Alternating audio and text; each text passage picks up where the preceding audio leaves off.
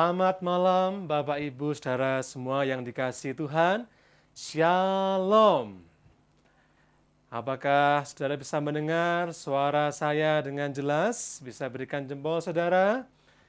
Baik, terima kasih. Dan saya juga tetap mengajak saudara berharap agar kamera saudara bisa dinyalakan sehingga kita bisa berinteraksi dan kami juga bisa memonitor dari pastori dan tim admin sehingga kelancarannya bisa terus kami pantau. Puji nama Tuhan. Malam hari ini kita bersyukur kepada Tuhan karena Tuhan memberikan kesempatan untuk kita kembali beribadah dalam PA malam hari ini. Kita bangga memiliki Allah yang sangat mengasihi kita. Sungguh ku bangga Bapa. Ku bangga Bapa, punya Allah seperti Engkau. Sungguh ku bangga Yesus atas segala pengorbananmu. Tak ingin aku hidup lepas dari kasih-Mu. Kasih-Mu menyelamatkan dan beriku pengharapan. Kini ku persembahkan, kini ku persembahkan apa yang aku miliki. Memang tiada berarti bila dibanding dengan kasih-Mu. Namun ku ingin memberi dengan sukacita di hati, karena ku tahu ini menyenangkan hati-Mu. Sungguh ku bangga, sungguh ku bangga Bapa, punya Allah seperti Engkau. Sungguh ku bangga Yesus atas segala pengorbanan-Mu. Tak ingin aku hidup lepas dari kasih-Mu.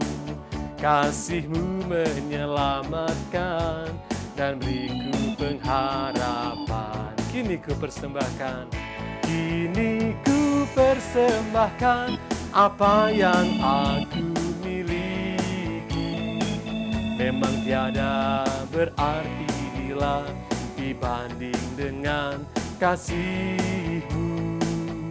Namun ku ingin memberi dengan sukacita di hati, karena ku tahu ini menyenangkan hati-Mu. Kini ku persembahkan, kini ku persembahkan apa yang aku miliki.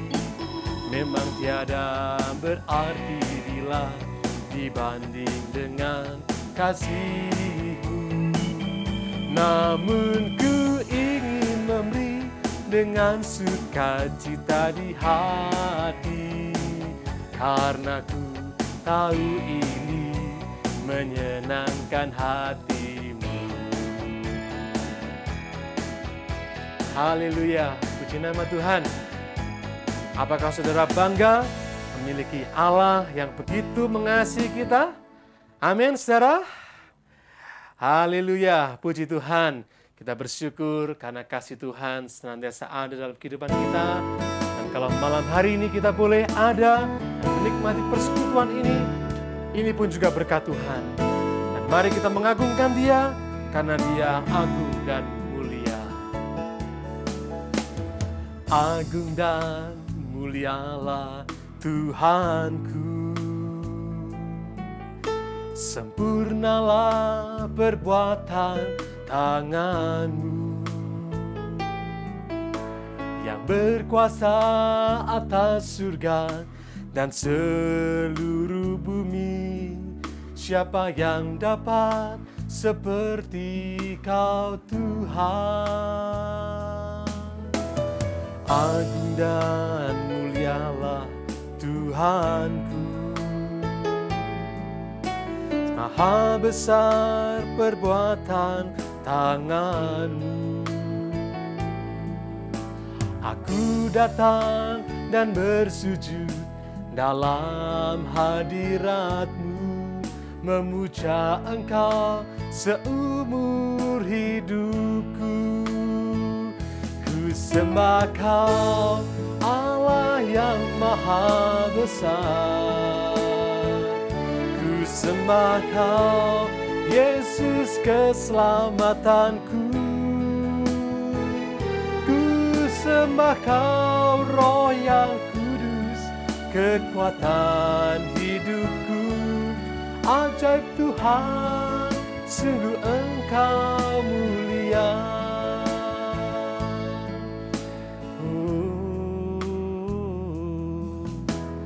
Agung dan mulialah Tuhanku,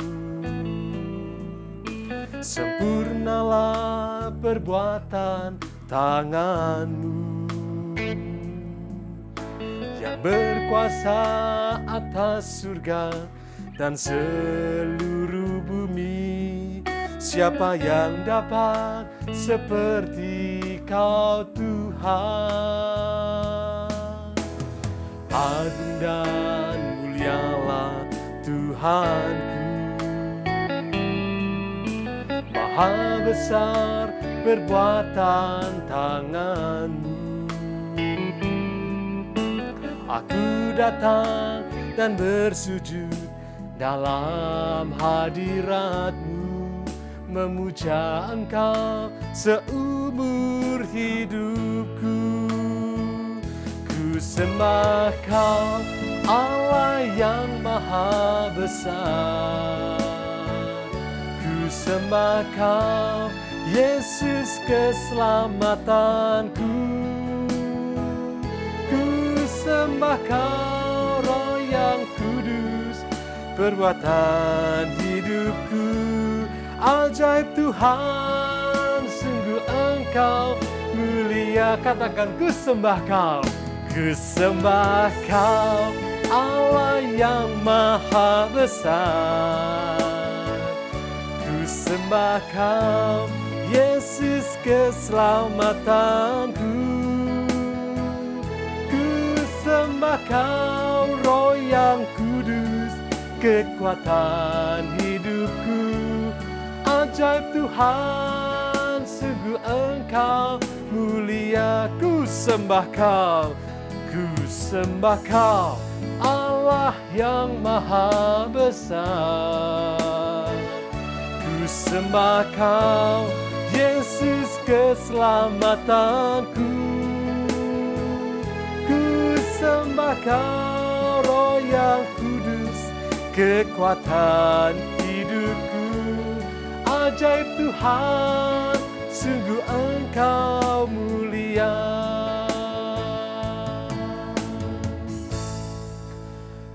Untuk doa pembukaan, saya serahkan kepada Diaken Gusriadi. Bapa di surga, kembali malam hari ini kami mengabdi hadirat-Mu, menaikkan puji syukur Tuhan, karena Kau masih memberi kesempatan pada kami umat-Mu untuk beribadah PA malam hari ini.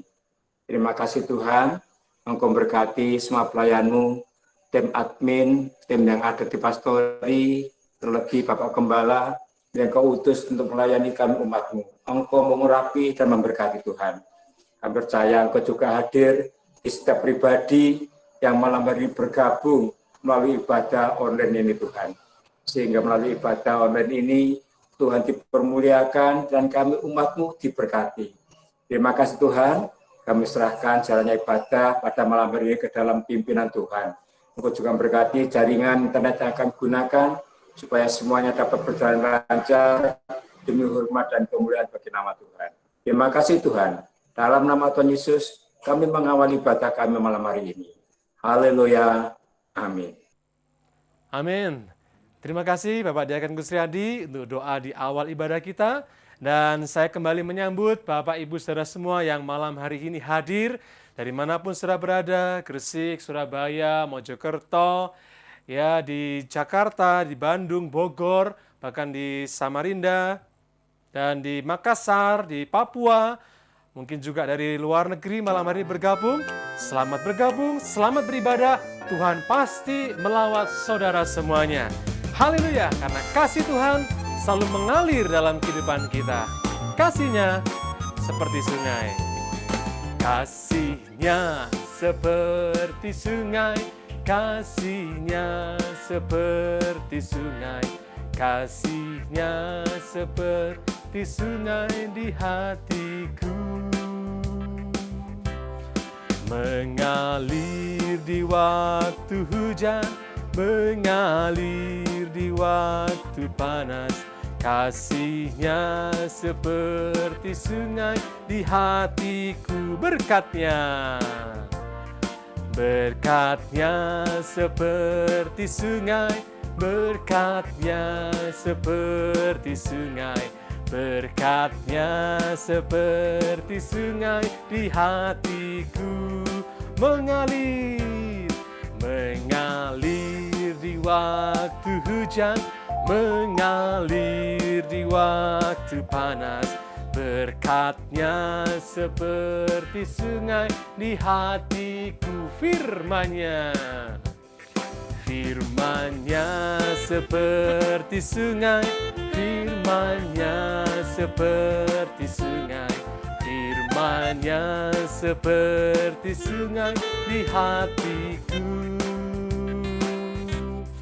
Mengalir di waktu hujan, mengalir di waktu panas, firman-Nya seperti sungai di hatiku. Kasih-Nya, kasih-Nya seperti sungai, kasih-Nya seperti sungai, kasih-Nya seperti sungai di hatiku. Mengalir di waktu hujan, mengalir di waktu panas, bersihnya seperti sungai di hatiku. Haleluya. Kasih Tuhan selalu mengalir dalam kehidupan kita. Amin, saudara. Yang merasakan kasih Tuhan mengalir, silakan alirkan juga kepada saudara di kanan kirinya dengan memberikan salam. Kanan kiri, shalom, shalom, berikan senyum, haleluya. Saat ini adalah saat yang indah untuk kita bersama-sama memuji memuliakan nama Tuhan. Saat indah, saat indah, ku berhadapan denganmu, memandang wajahmu, Yesus kekasih jiwaku. Bawa daku, bawa daku, erat dalam pelukanmu, menikmati kasih dan indahnya hadiratmu. Hadiratmu Tuhan, hadiratmu Tuhan, ku rasakan kekudusanmu Bapa, penuhiku, ku rindu selalu diam dalam bait-Mu, menikmati kasih anugerah-Mu. Saat indah, haleluya, saat indah, ku berhadapan denganmu, memandang wajah-Mu, Yesus kekasih jiwaku. Bawa daku, erat dalam pelukan-Mu, menikmati kasih dan indahnya hadirat-Mu. Hadirat-Mu Tuhan, hadirat-Mu Tuhan, rasakan kekudusan-Mu Bapa, penuhiku,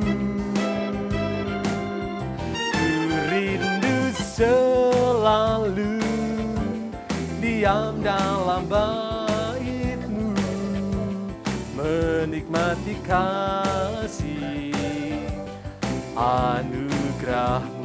Hadirat-Mu, hadirat-Mu Tuhan, ku rasakan kekudusan-Mu Bapa penuhiku. Ku rindu selalu diam dalam bait-Mu, menikmati kasih anugerah-Mu, menikmati kasih, menikmati kasih anugerah-Mu, menikmati kasih, menikmati kasih anugerah-Mu. Haleluya. Puji nama Tuhan. Biarlah setiap saat kita terus menikmati kasih Tuhan tercurah dalam kehidupan kita, karena Dia Allah yang terus mengasihi, dan mengasihi kita semuanya. Haleluya. Tiba saatnya kita bersama-sama mendengarkan firman Tuhan. Mari kita buka hati kita untuk menerima berkat firman Tuhan. Kita katakan, besar dan ajaiblah karya-Mu. Besar dan ajaiblah karya-Mu. Adil dan benarlah jalan-Mu. Raja segala bangsa yang maha kuasa, mulia nama-Mu. Besar dan ajaiblah, besar dan ajaiblah karya-Mu. Adil dan benarlah jalan-Mu. Raja segala bangsa yang maha kuasa, mulia nama-Mu. Layaklah segala bangsa sujud kepadamu, sebab Kau Allah yang kudus, layak disembah. Dengan segenap hati kita katakan, besar dan ajaiblah karya-Mu. Adil dan benarlah jalan-Mu. Raja segala bangsa yang maha kuasa, mulia nama-Mu. Layaklah segala bangsa sujud kepadamu, sebab Kau Allah yang kudus, layak disembah. Layaklah segala bangsa sujud kepadamu,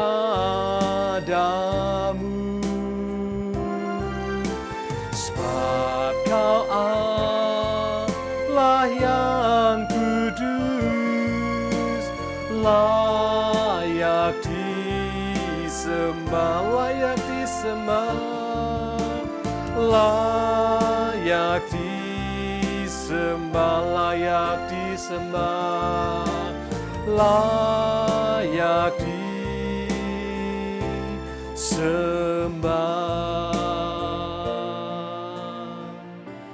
Saya serahkan kepada Evangelis Roni. Bapa, kami mengucap syukur kepadamu Tuhan, karena kesempatan malam hari ini Tuhan himpunkan kami di ibadah Google Meet malam hari ini Tuhan. Kami bersyukur karena Tuhan melawat kami, menuntun kami hingga saat ini. Kami dapat beribadah, memuji dan memuliakan nama-Mu Tuhan. Dan saat yang indah malam hari ini, Kami mau duduk diam di bawah kaki-Mu Tuhan, untuk mendengarkan apa yang Tuhan mau sampaikan kepada kami malam hari ini. Roh Kudus, Engkau jamah kami, sehingga pada saat firman-Mu disampaikan, kami semua diberkati malam hari ini. Dan Tuhan sudah mengurapi hamba-Mu, Bapak Gembala, yang Tuhan utus malam hari ini menyampaikan isi hati-Mu kepada kami semuanya. Kami siap seluruh kehidupan kami, hati kami, untuk menerima berkat firman-Mu malam hari ini. Di dalam nama Tuhan Yesus Kristus. Haleluya. Amin. Puji Tuhan, selamat malam keluargaku semua dimanapun Anda berada. Tuhan melawat kita semua. Hormat saya kepada semua rekan hamba Tuhan, pendeta-pendeta yang para senior saya. Tuhan memberkati Anda semua, puji Tuhan. Malam ini perlu saya sampaikan kepada kita semua bahwa ada berita surgawi, Papa tercinta dari Saudari Caroline ya, yang hari ini siang tadi tepatnya Bapak Subandi Kurniawan telah dipanggil berpulang bersama Tuhan Yesus ke Firdaus. Tentu secara manusiawi berduka. Saya kenal baik dengan beliau ini, mendiang, dan memang beberapa saat ini dirawat di rumah sakit di Jakarta. Dan saudara-saudara sampai beberapa hari lalu juga masih sempat komunikasi dengan saya ketika beliau dalam perawatan di rumah sakit. Namun apa yang dirancang Tuhan selalu adalah hal yang baik walau sesaat kita belum dapat mengerti. Ya, itu yang perlu saya sampaikan kepada kita semua. Maka duka cita sangat dalam kita aturkan kepada keluarga duka, Ibu Subandi di Jakarta dan anak-anak, anak tertua, Saudara Andy dengan seluruh keluarganya, dan Saudara Caroline dengan suaminya. Kiranya Tuhan meneguhkan dan campur tangan. Info terakhir, sementara jenazah disemayamkan di Grand Heaven di Jakarta sampai hari Minggu yang akan datang baru akan dimakamkan. Berita sorga karena beliau yang sudah berjuang dalam hidup ini pasti bersama dengan Tuhan kita Yesus Kristus. Ya, ada di dalam kerajaan sorga. Baik, puji Tuhan. Makanya selagi masih kita dikaruniai kesempatan hidup, mari kita sungguh-sungguh mengagungkan Tuhan, memuliakan Tuhan di dalam segala perkara. Ya, karena Allah kita memang Allah yang patut dipuja dan disembah. Puji Tuhan. Saudara-saudara yang dikasihi Yesus, apa yang harus kita kerjakan, kita lakukan pada hari-hari hidup kita. Itu akan menentukan perolehan yang akan kita nikmati di dalam keabadian, kekekalan. Ya, tolong. Ini bukan cuman sekedar ungkapan yang tanpa arti, tetapi kiranya ini membekas dan melekat termetre di dalam hati kita, dalam pikiran kita. Hidup sangat singkat, saudaraku, ya, begitu cepatnya waktu ini berlalu. Tolong diingat itu. Maka ketika kita salah mengerti, nanti salah pula apa yang harus kita kerjakan. Sebelum saya memberikan jawaban beberapa pertanyaan, kita baca beberapa ayat lebih dulu di dalam Ibrani pasal 12, ayat yang ke-14 dan 15 kepada Bapak Yohanes Widodo. Disilakan, Tuhan mengurapi, puji Tuhan. Berusahalah hidup damai dengan semua orang dan kejarlah kekudusan. Sebab tanpa kekudusan, tidak seorang pun akan melihat Tuhan. Jagalah supaya jangan ada seorang pun menjauhkan diri dari kasih karunia Allah, agar jangan tumbuh akar yang pahit, yang menimbulkan kerusuhan, dan yang mencemarkan banyak orang. Semua katakan amin. Puji Tuhan. Saudara-saudara yang dikasihi Tuhan, jangan ada seorang pun yang menjauhi kasih karunia. Siapa itu? Yesus. Ya, karena dengan kita nempel sama Tuhan Yesus, berarti kita nempel dengan sumbernya kekudusan. Itu. Ini luar biasa. Yang kudus mencari kita yang najis. Ya, yang najis ketularan kudus. Yang percaya katakan amin. Ya. Rumus manusia beda. Orang sehat takut dekati orang sakit. Betul tidak? Hari-hari ini, waduh. Kenapa yang sehat takut mendekati orang sakit? Karena yang sehat takut apa, saudara? Ucapkan. Iya, ketularan. Lah di sini bedanya. Kalau Yesus sehat, dia dekati kita yang sakit dekat dia sembuh. Yang percaya katakan amin. Sembuh rohnya, sembuh jiwanya, sembuh tubuhnya. Dan itu akan nampak di dalam kebiasaan-kebiasaan hidupnya, pasti berubah. Jadi nempel sama Tuhan Yesus, ya jangan menjauh. Kalau menjauh, tidak ada berkat, tidak ada kekudusan.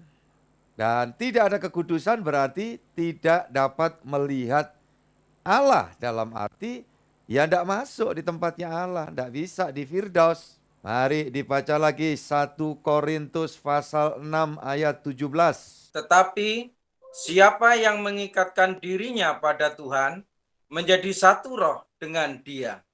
Nah ini saudara-saudara, siapa mengikatkan diri dengan Tuhan menjadi satu roh dengan Tuhan. Roh Tuhan itu apa? Roh kehidupan yang menghidupkan.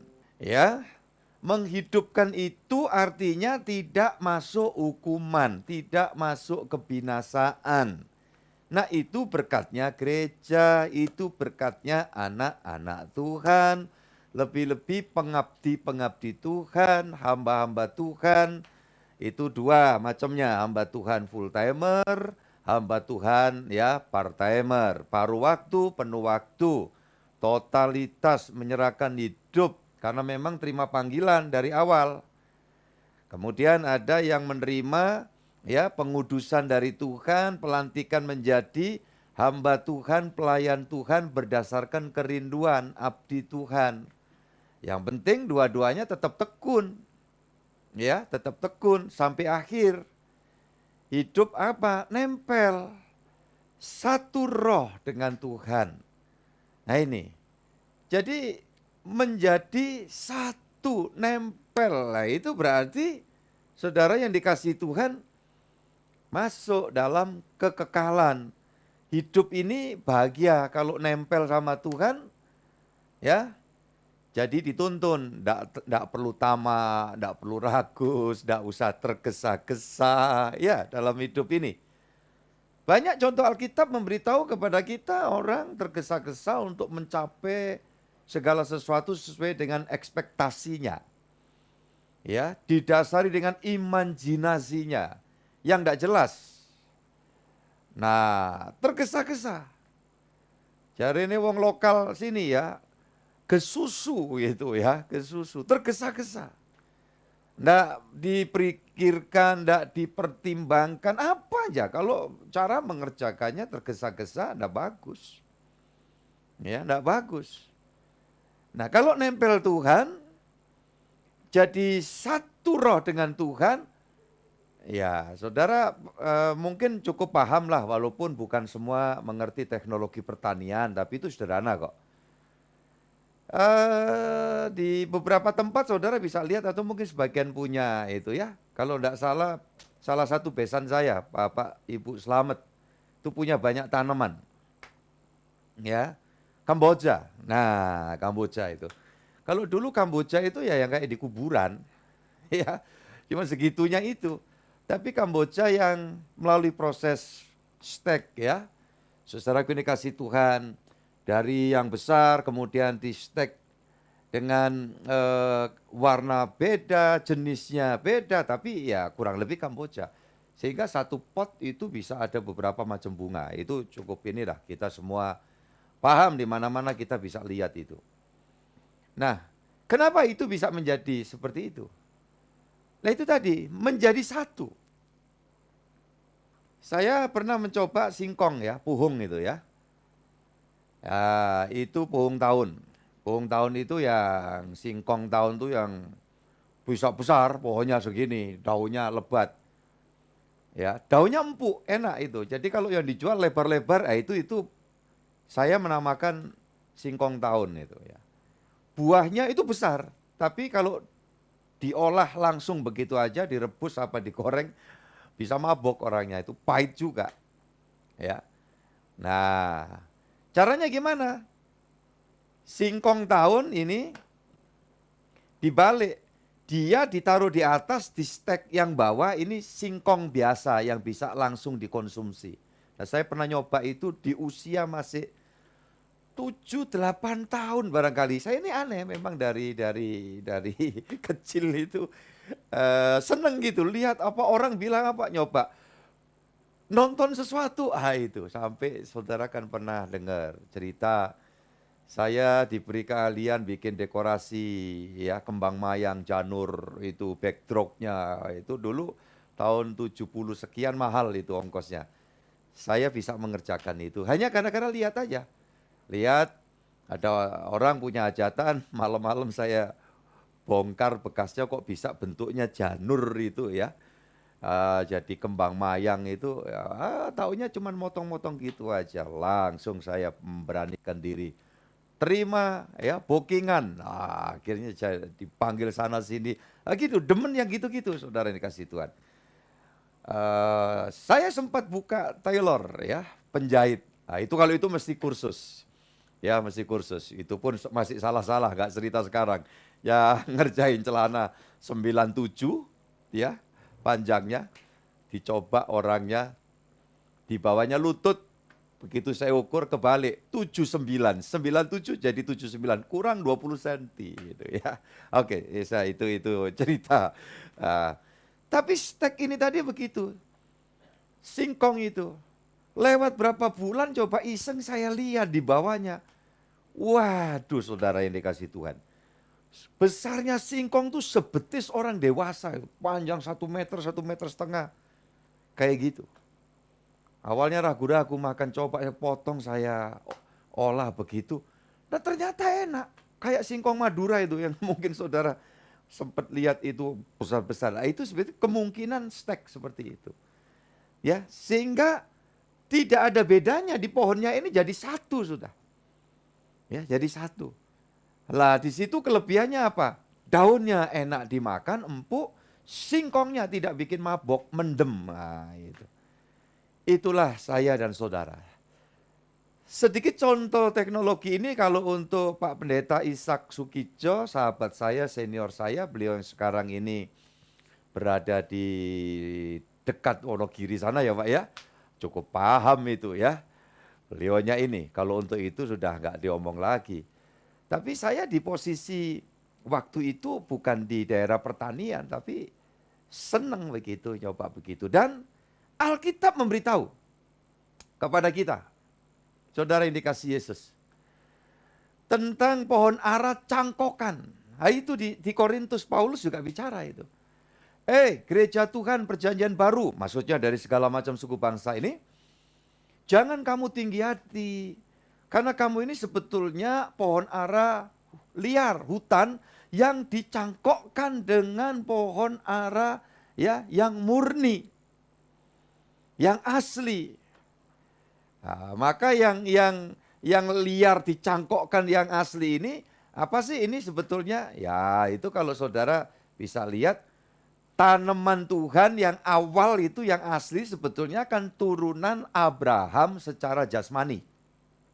Israel. Gitu loh. Berhubung Israel bangsa itu keras kepala 2000 tahun silam dilawat Mesias. Mesias yang ditunggu-tunggu datang. Ditolak, disalib. Salibkan dia, salibkan dia. Biarkan darah orang ini kami dan keturunan kami yang menanggungnya. Itu omongan itu di Alkitab itu. Saat penyaliban itu. Nah, Mesias disalib. Ya, saudara yang dikasih Tuhan. Biar darahnya orang itu kami yang menanggung sampai keturunan. Saudara tahu itu zamannya Hitler. Bangsa Israel, turunan Israel itu 6 juta dibantai habis oleh Hitler dan antek-anteknya. Kenapa itu bisa terjadi? Ya, bayangkan sekarang ini kalau tidak salah penduduk Israel itu hanya 9 juta saudara yang dikasih Yesus. Lah yang dibantai Hitler itu zaman perang itu 6 juta, coba bayangkan. Kenapa itu bisa terjadi? Kata orang lokal dalam kearifan lokal itu mandi soko pengucapannya dewek itu artinya apa? Orang nyumpai diri terjadi. Makanya hati-hati. Ya, urusannya sama Tuhan lagi itu mereka. Salibkan Yesus. Ya, biar kami yang menanggung darahnya katanya begitu. Sampai keturunan kami 6 juta hilang. Ya, dan bangsa Israel itu gentayangan di semua negara menjadi suatu bangsa nomaden itu bisa dibilang begitu ya. Suatu bangsa tidak punya negara itu beratus-ratus tahun. Baru tahun 1948. Ah, ini sekedar kisah aja ya. Nah, kembali lagi tadi. Karena pokok ara yang asli ini menolak, ya akhirnya dicangkokkan, lebih tepat di stek sebetulnya ya. Stek. Itu yang liar, itu bangsa-bangsa di luar Israel itu sebenarnya di luar janji gitu loh. Tapi berhubung anak keturunan janji ini nolak, ya udah itu sesuai dengan Yohanes 1 ayat 10 kan. Ayat 10 11 itu. Dia datang kepada umat miliknya, kepunyaannya, tetapi umat kepunyaannya menolak dia, menyalibkan dia. Itu peristiwa Paskah itu, Jumat Agung lebih dulu. Jadi saudara-saudara yang dikasih Yesus, apakah itu kebetulan? Juga tidak. Jauh sebelumnya Tuhan sudah bernubuat menyampaikan nanti harus terjadi seperti itu. Dan jalan kisahnya kita tahu. Akhirnya kita semua mendapat kesempatan untuk masuk di dalam janji dari Tuhan. Ya, yang harusnya itu untuk Israel, Israel nolak, ya berkatnya diberikan kepada kita semua. Sampai kapan? Ada batas. Yang lalu saya sudah khotbahkan kan? Di dalam Roma pasal yang ke-11 ayat yang ke-25 itu kan. Setelah genap jumlah bangsa-bangsa yang diselamatkan, maka Tuhan akan memberikan waktu akhirnya itu kepada bangsa Israel. Nah, itu berarti sudah masa Yesus datang yang kedua kali. Nah, itu. Ya, Yesus datang kedua kali. Ada pertanyaan, ini sekaligus menjawab. Ada pertanyaan. Yesus datang yang kedua kali itu belum kiamat. Ya. Dunia belum kiamat. Itu. Siapa yang tahu lagu itu? Pak Kusriyadi? Pak Didik mungkin bisa tahu itu. Pak Hadi Susilo mungkin tahu itu. Lagu lama itu. Dunia belum kiamat. Itu duet ya. Antara Musin Al-Altas ya, dengan Titik Sandora itu ya. Nyimpang dikit lah supaya nggak sepaneng saudara, iya kan? Jadi waktu Yesus datang yang kedua kali itu belum kiamat. Kembali lagi ke pokok yang tadi saya sampaikan tentang bagaimana jangan jauh dari kasih karunia, sebab kasih karunia itu Yesus. Wujudnya itu firman yang datang. Nah, Yesus ini adalah sumber kekudusan, nempel dia jadi kudus, yang najis ini jadi kudus. Nempel dia, kita yang sudah kehilangan hidup kekal, ya toh, itu nempel dia dapat hidup kekal. Nah, gitu. Kalau enggak nempel dia, ya saudara yang dikasih Tuhan, dia orang baik-baik atau perampok tapi enggak nempel dengan sumber hidup, berarti dia nempel sama sumber kematian.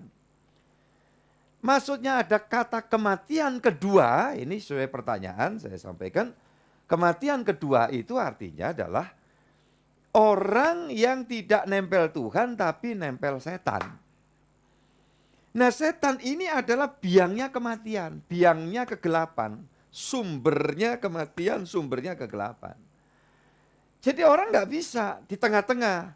Tuhan enggak, setan enggak mungkin. Gitu loh.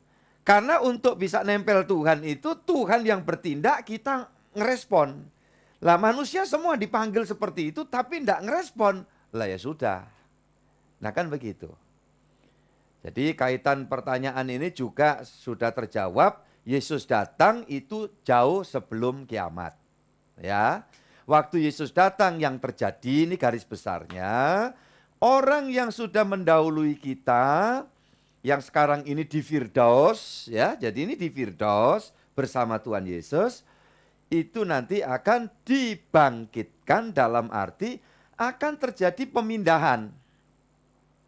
Pemindahan di mana? Di langit baru, bumi baru, ya, dan ibu kotanya turun dari surga, tempat tahta Allah yang tidak terjamah itu, ya, turunlah yang dinamakan ibu kotanya Yerusalem baru. Yang mati bangkit, yang masih hidup dalam sekejap ini langsung luruh. Ya luruh itu ya kayak kepompong gitu, copot, terus dari dalam. Ini dalam itu apa? Ini manusia batinia, manusia rohania. Kalau ingin dapat jawaban itu baca di 1 Korintus 15. Satu pasal itu bicara tentang semua itu, intinya ada tubuh, ya, tubuh duniawi, dunia, ada tubuh rohania. Nah, ini ya. Kalau orang ingin tahu tubuh rohania itu yang modelnya kayak apa? Ya sesuai firman, kayak tubuh Yesus. Gitu. Nah, tubuh Yesus itu sempurna, Pak. Oh iya, sempurna. Sementara banyak orang berpikir tubuh Yesus itu yang sempurna, yang rohani sesudah keluar dari kubur, dari maut.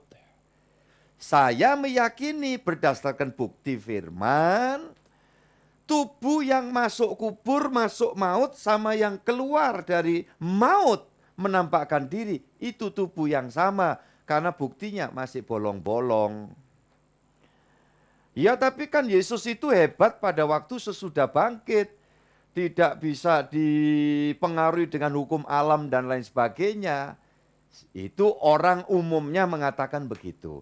Saya mengatakan dengan menunjukkan dasar Alkitab.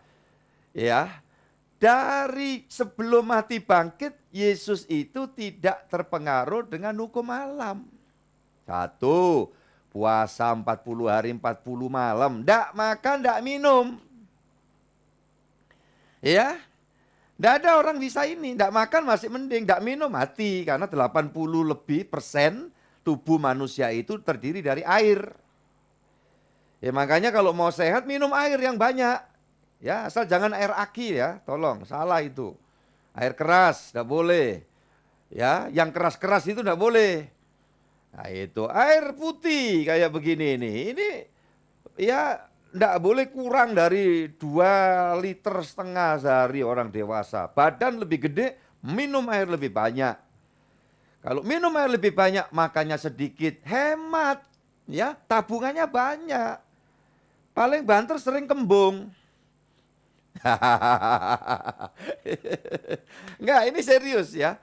Banyak orang terjadi pengentalan darah, terus masalahnya kemana-mana, itu karena kebanyakan kurang minum. Umur 45 tahun ke atas biasanya itu nggak mau minum kalau nggak merasa haus. Loh jangan, haus nggak haus minum. Ya di AC Pak dingin jadi kurang minum, itu salahnya double. Loh kok gitu Pak? Iya, karena di ruang AC itu akan terjadi proses dehidrasi lebih cepat. Karena AC itu nyedot ya cairan dalam tubuh kita. Jadi tengah malam minum lah. Ya. Nanti kalau minum kencing Pak, loh lah ya itu memang udah sirkulasi itu buang racun, buang infeksi. Kan begitu. Ya mau minum banyak terus gak kencing.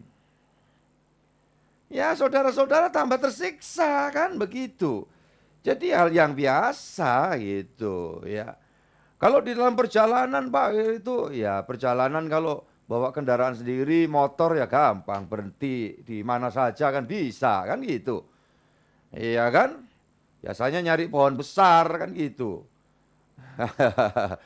Beda sama orang India, kalau ada pohon besar terus muter-muter nyanyi gitu. Kalau orang kita ada pohon besar, enggak, dempis-dempis pipis. Ya, ya minum yang banyak. Nah, kalau kendaraan roda 4, kebetulan ya bawa kendaraan sendiri, ya bawa alat penampungan gitu. Apa salahnya gitu loh. Jadi saudara-saudara yang dikasih Yesus, hidup itu jangan dibuat sulit lah ya. Kalau bisa yang gampang-gampang, ya kita yang gampang aja gitu ya. Jadi saudara-saudara yang dikasih Tuhan, itulah yang perlu saya sampaikan tentang tubuh Yesus itu hebat. Ya memang dari sononya, udah ngerti lah kalau jemaat kan patokannya itu Ibrani 10 ayat 5. Ya itu kan saudara. Kemudian di perjanjian lama itu udah berkali-kali sebetulnya firman tuh datang. Menampakkan diri dalam wujud yang bisa dikenali gitu. Itu berapa kali. Bahkan juga ada pertanyaan, saya bisa terima itu ketika di Taman Eden manusia itu takut karena mendengar ya langkah kaki Tuhan, itu sebenarnya firman yang datang. Siapa firman itu? Ya Yesus itu yang pada mulanya firman, firman bersama Allah, dan firman itu adalah Allah. Ya, jadi Yesus itu adalah firman Allah yang datang. Lah di sini doktrin yang banyak berkembang, firman Allah yang turun ke dunia ini kemudian disebut menjadi pribadi terpisah, gitu loh. Lah ini yang terpisah sama sekali sehingga Tritunggal itu 3 tapi 1. Tapi kalau menyatakan bahwa Yesus itu adalah firman-Nya Allah itu sendiri. Ya, dalam wujudnya. Dan ketika ada suara, inilah anak yang kukasih. Lah itu semua di dalam kemahakuasaan Allah, ya. Jadi apakah kalau firman Allah turun ke bumi, sorga itu sudah kehilangan firman, kehilangan Allah? Ya enggak. Karena apa? Bumi ini bagian yang super kecil, ya. Dari seluruh keberadaan Allah yang mengatasi semua langit dan bumi. Jadi inilah yang perlu saudara pahami, di dalam iman Kristen itu bukan hal yang susah untuk menangkap bahwa memang Yesus itu adalah yang dari sana sejak ya kehadirannya ke dalam dunia ini. Saudara-saudara yang dikasih Tuhan, umur 8 hari ya dia rela itu adalah dilukai yang pertama. Untuk menandai bahwa Yesus datang itu melakukan dan menggenapi hukum Taurat, disunat hari ke-8. Dan pada waktu Herodes ya murka membantai itu bayi-bayi kecil laki-laki dari Israel umur 2 tahun ke bawah. Iya kan? Kalau di luar kemahakuasaan kan tujuannya Herodes itu mau membantai anak laki-laki di Israel 2 tahun ke bawah itu kan secara acak random begitu supaya Yesus itu ikut. Tapi kan Yesus itu maha kuasa gitu loh. Dia firman. Jadi walaupun nampak ini wujudnya seolah dalam gendongan Maria dan Yusuf, namun dialah yang ya mengendalikan semua, ya, menginstruksikan semua. Malaikat Gabriel yang memberitahu Yusuf dan lain sebagainya. Ya, ketika nanti ada dikatakan malaikat datang menguatkan, ya, itu hanya tampilan di mana menunjukkan bahwa dia ini adalah Tuhan di atas segala Tuhan. Jadi pengertiannya jangan lantas kemudian ada ungkapan ini yang saya tidak bisa terima bahwa seolah-olah Yesus lebih lemah dibanding dengan malaikat yang menguatkan. Nah itu jangan keliru, maka melihatnya kayak begini. Dalam Lukas pasal 4 umpamanya. Di Lukas pasal 4 itu teks terjemahan bahasa Indonesia Yesus dicobai, yang nyobai kan iblis. Terkesan kan Yesus dibawa ke hubungan bait Allah, Yesus diminta bikinlah ini. Kan kayak siapa mencobai siapa kan? Nah cara melihatnya tidak cuma sekedar mesti kita lihat teksnya, tetapi juga esensi kedalamannya kan juga kita dikasih akal budi, hikmat oleh Tuhan. Jadi saudara-saudara yang dikasihi Tuhan Yesus Kristus, itu. Nah di dalam proses pencobaan ini kan saya selalu ngajari gini pemikirannya. endingnya gimana? Yang menang iblis apa Tuhan Yesus? Tuhan Yesus, iblisnya pergi, dia terbirit-birit, dia tersipu malu. Pasal 4 ayat 13 itu kan. Ya, iblis pergi dan mencari kesempatan yang baik. Ya, itu versi dari iblis. Tapi iblis tidak akan pernah dapat kesempatan yang baik untuk menjatuhkan Yesus. Lah itu Pak, Yesus disalib itu Pak, umpamanya. Nah, Yesus disalib kan bukan kehendak iblis. Yesus disalib bukan kehendak Yudas. Yesus disalib bukan atas kehendak pemerintah Romawi. Itu hanya cuman sekedar kisah aja. Walaupun Yudas semua punya kehendak mau mematikan Yesus.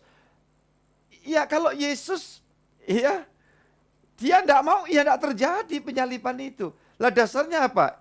Yohanes 10 ayat yang ke-17-18. Untuk itu aku datang menyerahkan nyawaku. Aku berkuasa untuk memberi nyawaku, memberi dan mengambilnya kembali, nyawa.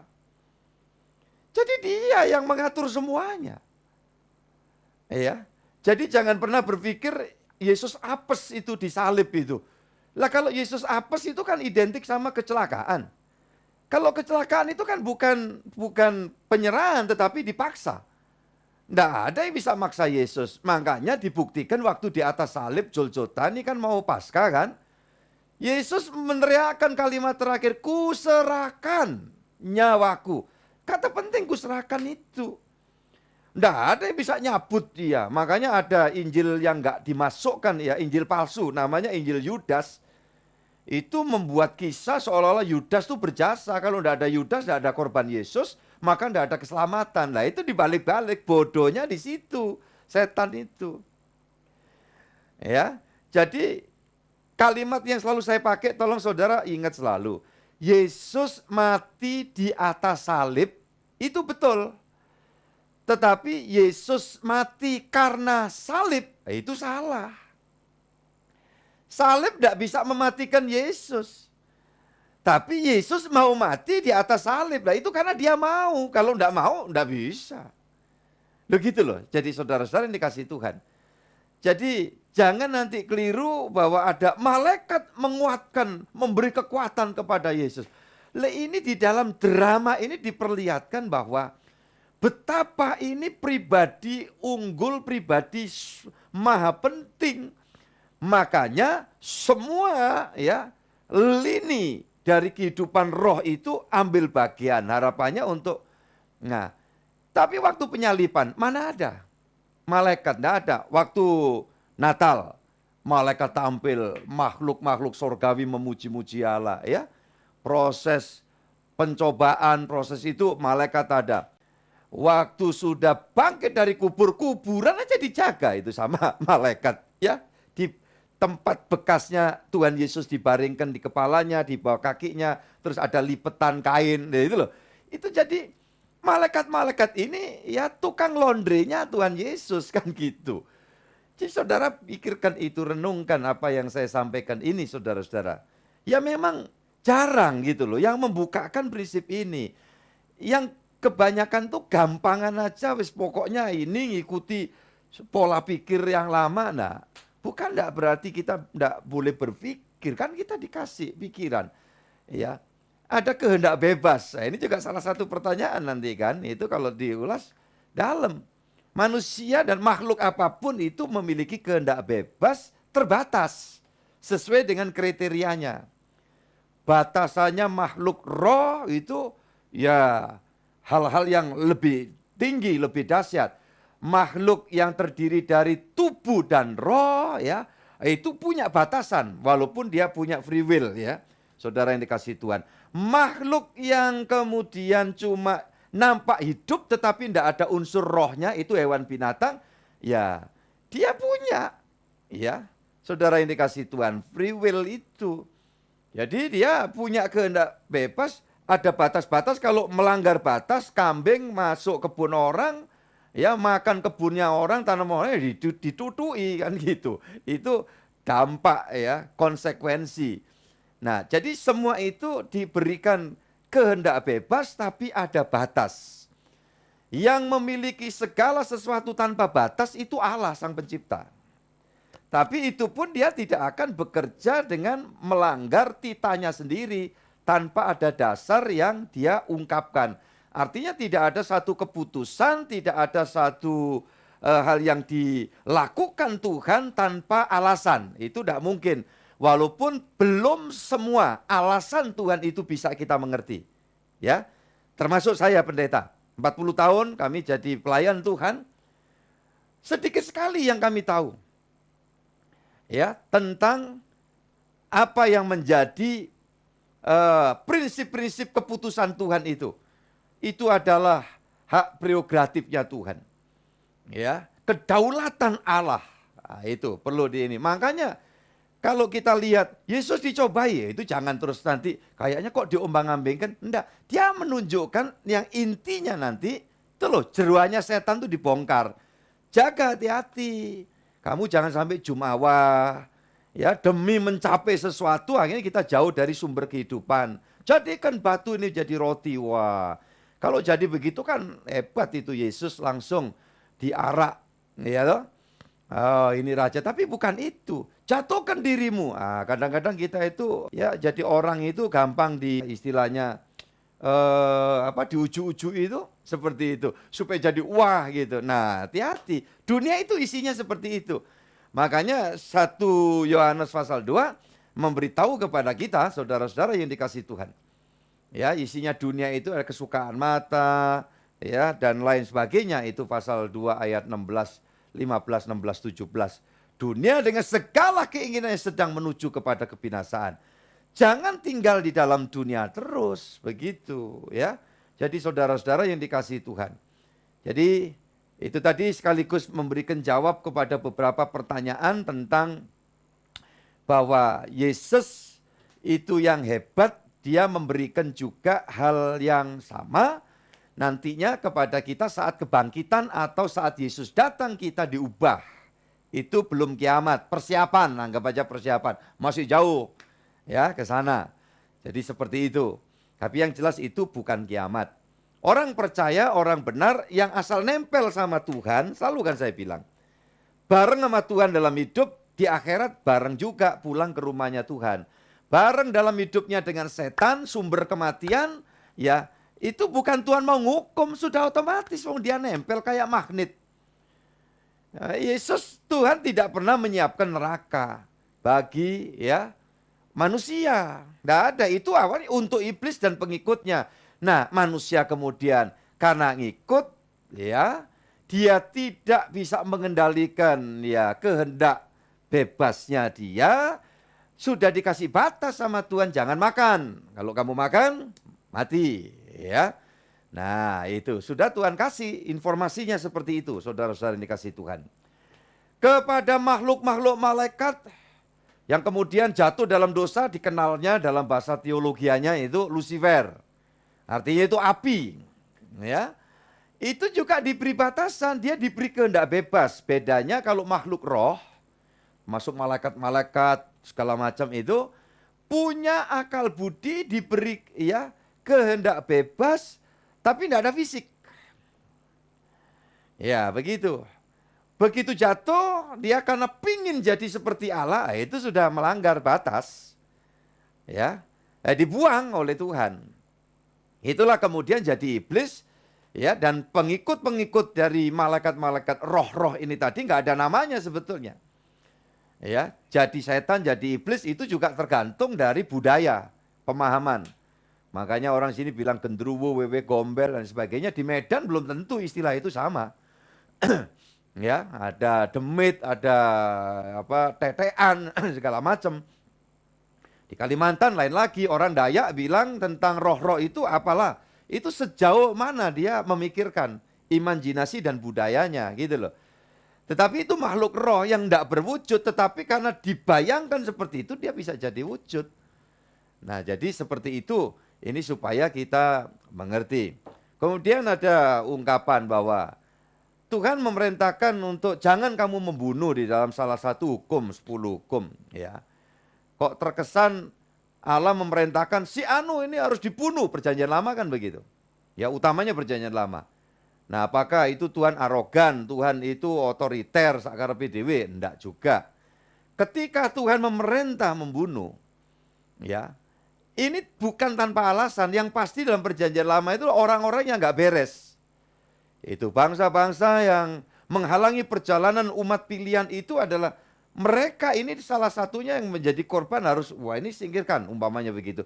Karena ini bangsa-bangsa ini menyembah kepada roh-roh yang nggak jelas.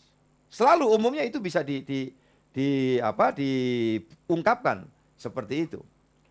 Nah, sekarang pertanyaan lanjutan itu, bagaimana kalau ada kayak Daud, itu kan dia tangannya berlumuran darah, dalam peperangan bunuh banyak orang. Lah di dalam hukum perang itu sampai di perjanjian baru pun juga tidak ada kalimat waktu ada yang tanya ya, serdadu tanya sama Yohanes Pembaptis, apa yang kami harus lakukan supaya kami masuk dalam hidup kekal gitu. Yohanes Pembaptis tidak mengatakan berhenti resign dari jadi tentara karena kamu nanti perang bunuh. Tidak ada larangan begitu. Kalau bunuh dalam arti bela negara, ya, bela negara, ya itu di dalam hukum kekristenan dijelaskan. Ya, cuma sekarang kan kita masuk di dalam substansi ya yang lebih dalam. Lu bagaimana orang yang jadi korban? Yang jadi korban itu sebenarnya di luar sepengetahuan juga memang udah waktunya mati. Lu sepertinya ada yang merancang, Pak. Orang bisa merancang orang untuk mematikan orang lain. Tetapi ingat kalau belum keputusan Tuhan tidak jadi. Contoh, ya kan, Yosafat sama besannya itu, Ahab. Yang sudah jelas diancam untuk dibunuh itu, sudah mau ditombak jerep gitu, itu Yosafat. Tapi karena belum waktunya, si Yosafat ini hidup beriman kepada Tuhan dan belum waktunya mati. Jadi kematian itu jangan nanti dikaitkan dengan oh ini iman nggak beriman. Beriman nggak beriman bakalnya mati, kapan mati itu rahasia Tuhan. Ya, yang paling utama adalah setelah mati itu apa dan kemana. Nah, itu yang menentukan beriman atau tidak beriman, itu dampaknya di sana. Jadi seperti itu. Ini supaya kita semua paham. Mari Pak Yohanes tolong bacakan Lukas pasal 12 Pak, ayat 4 dan 5. Kita buka semua. 12 ayat 4 dan 5. Aku berkata kepadamu, hai sahabat-sahabatku, janganlah kamu takut terhadap mereka yang dapat membunuh tubuh dan kemudian tidak dapat berbuat apa-apa lagi. Aku akan menunjukkan kepada kamu siapakah yang harus kamu takuti. Takutilah dia yang setelah membunuh mempunyai kuasa untuk melemparkan orang ke dalam neraka. Sesungguhnya aku berkata kepadamu, takutilah dia. Haleluya, amin, puji Tuhan. Nah ini ayat bagus kan? Saudara dikasih Yesus, ini kata membunuh itu untuk Tuhan sebetulnya kan dimanusiakan bahasanya. Tapi artinya takutlah kepada Tuhan yang mampu mematikan makhluk. Dan setelah itu kalau untuk manusia, ya dia akan dicemplungkan ke neraka. Dalam pengertian bahwa kalau sampai dia dimatikan dalam kriteria dihukum itu berarti kan tidak nempel sama kasih karunia. Jadi ya tidak usah dilemparkan itu udah otomatis keseret itu. Neraka katut itu ya karena nempelnya sama setan. Gitu loh. Orang nempel setan ada yang baiknya bukan main. Orang Kristen kalah itu banyak juga. Iya kan? Tapi dia nempel sama setan. Nah itu masalahnya gitu loh. Jadi kalau ada kata dibuang ke neraka itu tidak harus tangan Allah buang. Nah otomatis ini orang dalam murka Allah ini ya udah diperingatkan tentunya. Kayak Ahab itu kan udah diperingatkan berkali-kali juga. Tidak bisa dia. Ya dia udah betul-betul nempel sama setan. Kayak Raja Saul umpamanya. Itu disebut perzinahan rohani itu nempel sama setan. Tadi kalau siapa dekat sama Tuhan, dia menjadi satu roh dengan Tuhan. Nah, ya kan itu jelas kan ayatnya. Berarti dari sisi yang sebaliknya, gitu loh, cara kita memahami itu. Kalau tidak nempel Tuhan berarti nempel setan. Dia dekat aja setan, jadi satu roh dengan setan. Lah kalau satu roh dengan setan, ya berarti binasa gitu loh. Jadi gitu ya, saudara-saudara yang dikasih Tuhan.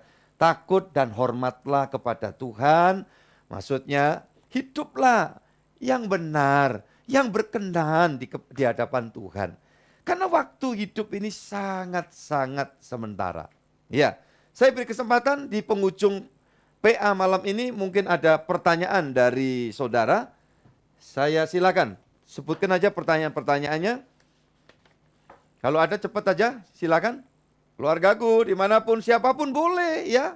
Ibu-ibu, adik-adik, anak-anakku, cucuku mungkin ada di dalam PA malam ini mau menyampaikan pertanyaan ya. Dari yang sudah disampaikan ini ada bagian kurang jelas atau ada hal yang khusus saya catat. Oke, puji Tuhan. Jadi saudara-saudara yang dikasihi Tuhan Yesus Kristus ya, hormat dan kasih Tuhan dengan segenap hati. Ya, puji Tuhan. Kasih Tuhan dengan segenap hati. Dan kita nempel sama dia, sama kasih karunia. Ayat penutup tolong Pak Yohanes, Ibrani 12 ayat 9 Pak. Selanjutnya, dari ayah kita yang sebenarnya kita beroleh ganjaran dan mereka kita hormati. Kalau demikian, bukankah kita harus lebih taat kepada Bapa segala roh, supaya kita boleh hidup? Puji Tuhan. Ya, ada dua sisi di situ. Yang pertama, harusnya kita lebih taat sungguh-sungguh kepada Dia. Takut itu, ayat-ayat di bawahnya itu artinya taat, hormat. Ya, saudara yang dikasihi Tuhan, ayo kita belajar sama-sama. Orang-orang yang demikian akan menikmati segala berkat selagi hidup dalam dunia, ada rezekinya. Yang percaya katakan amin. Iya kan? Ada pertolongan demi pertolongan, walaupun tentu kita paham tidak semua yang menjadi harapan kita itu selalu saja semua terpenuhi. Kadang ada hal-hal yang Tuhan tunda, ada yang Tuhan ya langsung beri, yaitu hak kedaulatan Tuhan. Ya, ketika kita sedang mengalami ketidakenaan di dalam hidup ini, itu pun bukan tanpa alasan, pasti ada maksud Tuhan. Dan kita banyak kali di kemudian hari akhirnya tahu, oh maksudnya itu. Tetapi ada yang masih menjadi misteri. Sampai waktu kita tutup mata, ketemu Tuhan, dibukakan maksud Tuhan. Akhirnya kita mengucap syukur, oh gitu toh waktu itu aku harus mengalami yang demikian, yang demikian, yang demikian. Itulah. Hargai Tuhan, setialah Tuhan sungguh-sungguh, selagi masih ada waktu. Tuhan memberkati kita semuanya. Ya, Dia adalah Bapa dari segala roh. Makanya Allah itu disebut Bapa itu asal usulnya roh kehidupan itu ya dari Dia gitu loh. Makanya Allah yang esa itu kita sebut Bapa. Nah, Bapa Allah itu Dia punya firman. Bapa Allah itu juga yang di dalam Alkitab kita disebut roh. Roh Allah sama dengan Roh Kudus. Nanti waktu Roh Kudus itu datang hadir di dalam pengejawantan Yesus, maka disebut roh Yesus Kristus. Itu sama, itu juga Roh Kudus, ya Roh Allah, ya Allah itu sendiri. Gitu. Jadi Tritunggal itu dalam pengertiannya bukan pribadi anak, pribadi Bapa, pribadi Roh Kudus. Lah ini pribadi terus ngumpul jadi satu. Ya, jadi ini yang saya tidak sepemikiran gitu loh ya. Enggak bermaksud menyalahkan. Ya silakan, itu sejauh yang sudah dipahami seperti itu. Tetapi kalau saya sedang menyampaikan tentang Tritunggal itu adalah Allah yang awal segala sesuatu itu dari Dia, maka disebut Bapa dari segala roh. Jelas kan? Roh saya, roh saudara sumbernya dari Dia. Nah gitu. Ya, saudara yang dikasihi Tuhan. Dan itulah anugerah Allah yang diberikan kepada kita. PR-nya banyak untuk kita belajar. Dulu ada yang sempat tanya, Pak kok nggak dirumuskan Pak kekristenan? Loh ini hal spiritual itu gimana gitu loh. Tuhan terus memberikan akal budi, hikmat itu. Wong masak lode aja ada pengembangannya terus kan gitu, iya kan? Asal nggak nyimpang dari pakemnya kan gitu. Kalau namanya lode mesti pakai santan gitu. Jangan diganti oli. Itu santannya. Perkara lodeh pakai petai boleh, nggak pakai boleh, ditambahi cambah deleh boleh, kan gitu. Nah, itu di dalam pemikiran-pemikiran Tuhan kasih itu ya. Terus gitu. Coba kalau enggak kan kita cuma ngerti Tuhan itu pemurah dan pengasih. Sak jumblek itu ya cuma itu tok itu. Tapi ditanya gimana Tuhan pengasih dan penyayang? Enggak bisa bayangkan wong Tuhan itu enggak bisa dilihat. Tuhan enggak pernah menampakkan diri. Dalam kekristenan Tuhan berkali-kali menampakkan diri. Dalam perjanjian lama sampai dalam perjanjian baru, puncaknya 2000 tahun yang lalu. Itu datang dalam wujud Mesias, Yesus. Maka anak-anak Allah karena percaya dalam korban Yesus, hidupnya dijamin. Nempel Yesus setan takut. Nempel Yesus tidak ada apes. Nempel Yesus tidak ada ya sial. Yang percaya katakan amin. Mari kita berdoa. Terima kasih, kami bersyukur kepadamu Bapa Surgawi untuk malam ini. Engkau memberkati kami kesempatan untuk menerima firman Tuhan. Biar ini bukan cuma menjadi tambahan perbendaharaan pengetahuan semata, tetapi akan betul-betul teraplikasi. Hidupan yang ada di dalam hidup kami adalah Roh Kudus, Roh Yesus Kristus, Roh Allah, firman yang membuat kami tunduk, taat, hormat kepada Tuhan. Dan kami tidak mau kecampuran isme sedikit pun yang melanggar Tuhan. Kami tidak mau bergantung kepada apapun. Kami tidak mau berangan-angan tahayul. Kami tidak mau mempercayai firasat-firasat. Tetapi kami mempercayai kebenaran firman-Mu. Karena kami bakalnya ketemu dengan Engkau.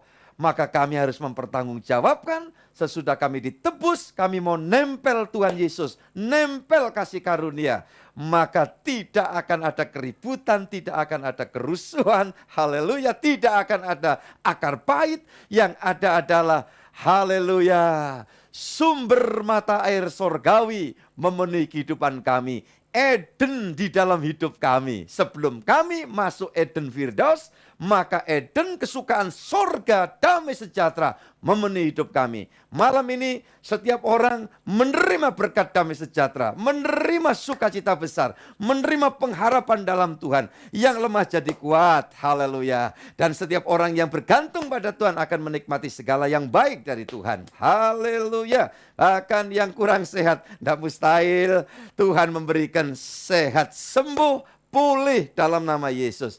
Asal umur masih Tuhan anugerahi, kami mau tambah taat kepada Tuhan. Haleluya. Ibadah malam ini Tuhan yang menyempurnakan. Tuhan menolong kami para hamba-Hambamu. Ya Tuhan, dimanapun berada, segenap pelayan pekerja Tuhan, tim penggembalaan, semua Tuhan lengkapi kami dengan roh yang membuat kami takut dan hormat kepada Tuhan sungguh-sungguh. Kalau kami nempel Tuhan Yesus, pasti kami dapat belajar hidup lebih kudus, lebih jauh dari apa yang menyimpang di hadapan Tuhan. Terima kasih. Kami mengucap syukur untuk malam ini. Tuhan memberkati dan mengurapi terus setiap pelayan-pelayan Tuhan, hamba-hamba Tuhan. Kami terus doakan untuk keluarga besar kami di Jakarta. Pendeta Handoyo Santoso selaku Ketua Sinode bersama tim dan keluarga Tuhan berkati. Gembala Jemaat Gereja yang besar di Jakarta, Ibu Maria Santoso dengan tim dan keluarga Tuhan berkati. Urapi beri kesehatan yang baik. Saat ini kami berdoa untuk keluarga Bapak Subandi Kurniawan.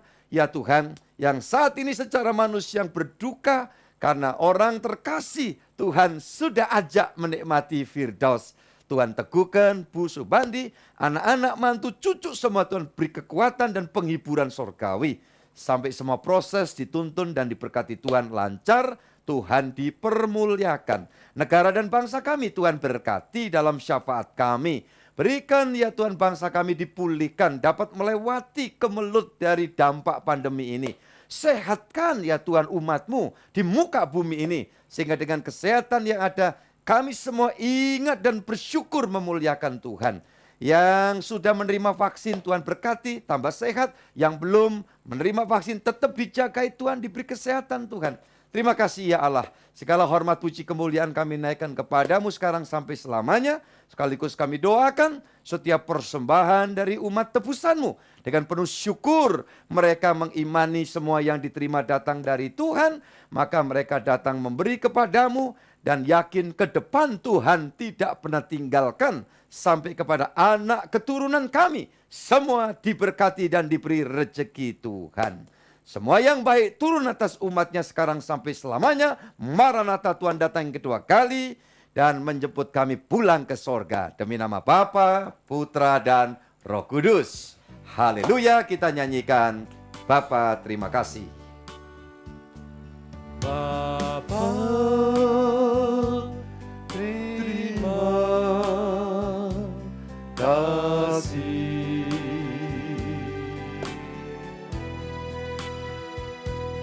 Bapa terima kasih.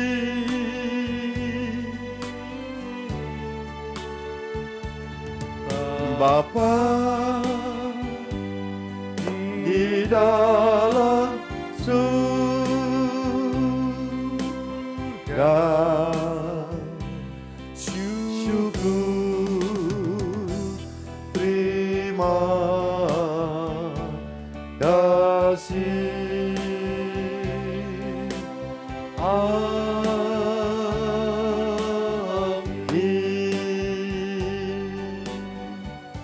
Amin. Tuhan memberkati saudara semua. Bahagia selalu dari tengah minggu sampai kita memasuki minggu-minggu selanjutnya dalam anugerah Tuhan.